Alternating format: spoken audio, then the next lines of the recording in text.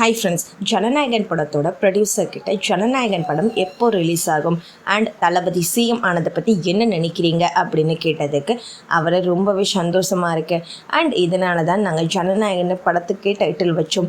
So நீங்கள் எல்லாரும் ஜனநாயகன் டைட்டிலை வெறும் படமாக தான் பார்த்தீங்க.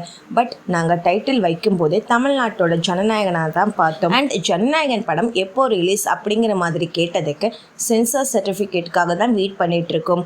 வந்த உடனே சீக்கிரமாக ரிலீஸ் பண்ணிடுவோம் அண்ட் தளபதி சிஎம் ஆனதுக்கு தளபதிக்கு எங்களோட கங்க்ராச்சுலேஷன்ஸ் அப்படிங்கிற மாதிரி சொல்லியிருக்காரு.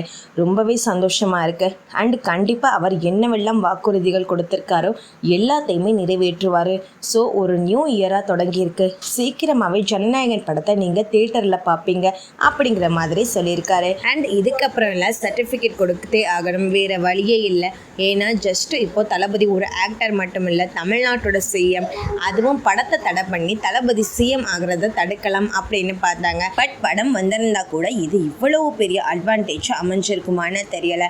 படம் ரிலீஸ் ஆகாமலேயே அவர் ஜெயிச்சுட்டாரு. இதுலேயும் ஜனநாயகன் படம் எலெக்ஷனுக்கு அப்புறமா வந்தால் எல்லாரும் சிரிச்சிருவாங்க அப்படின்னு வேற ட்ரோல் பண்ணிட்டு இருந்தாங்க. ஏன்னா படத்தில் பொலிட்டிக்கல் டயலாக் எல்லாம் நிறைய இருக்கிறதுனால எலெக்ஷனில் தோத்துட்டா படம் ரிலீஸ் ஆனால் காமெடியாக இருக்கும் அப்படிங்கிற மாதிரி எல்லாம் சொன்னாங்க. பட் சிஎம் டைட்டில் கார்டோட படம் ரிலீஸ் ஆக போகுதுன்னு யாருமே கனவுல கூட நினைக்கல.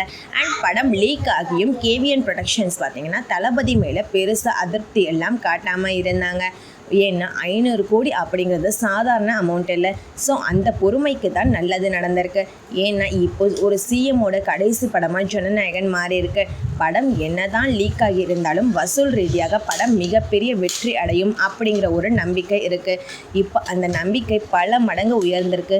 நினச்சா தமிழ்நாட்டில் உள்ள எல்லா தியேட்டர்களையும் ஜனநாயகன் படத்தை ரிலீஸ் பண்ண முடியும். பட் ரெட் செயின் பண்ண மாதிரி தளபதி அந்த மாதிரியெல்லாம் பண்ண மாட்டார். பட் சிஎம்மோட படம் அப்படிங்கிறதால கண்டிப்பாக மற்ற படங்கள் ஆட்டோமேட்டிக்காக ஒதுங்கிடும். அப்படி இருக்கும் பட்சத்தில் வேணா ஃபுல் தியேட்டர்லேயும் கிடைக்க வாய்ப்புகள் இருக்குது.